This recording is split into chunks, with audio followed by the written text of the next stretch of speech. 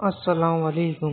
آج کی ہماری ویڈیو ہے دھوپ نہ آنے کا نقصان، دھوپ سے ہمیں کتنے فائدے ہوتے ہیں۔ تو ویڈیو شروع کرنے سے پہلے چینل کو سبسکرائب لازمی کر دیں، بیل آئیٹن کو آل کر کے پریس کر دیں، ہو سکے تو لائک اور کمنٹ بھی کر دیں۔ علم دین سیکھنا، سکھانا اور آگے شیئر کرنا صدقہ جاریہ ہے، مرنے کے بعد بھی ہم کو اس کا ثواب ملتا رہے گا۔ ویڈیو شروع کرنے سے پہلے ایک بار اللہ بول کر چینل کو سبسکرائب کر دیں۔ گھروں میں دھوپ نہ آنے کا نقصان۔ آج کل کیٹس نامی بیماری بچوں میں عام ہوتی جا رہی ہے۔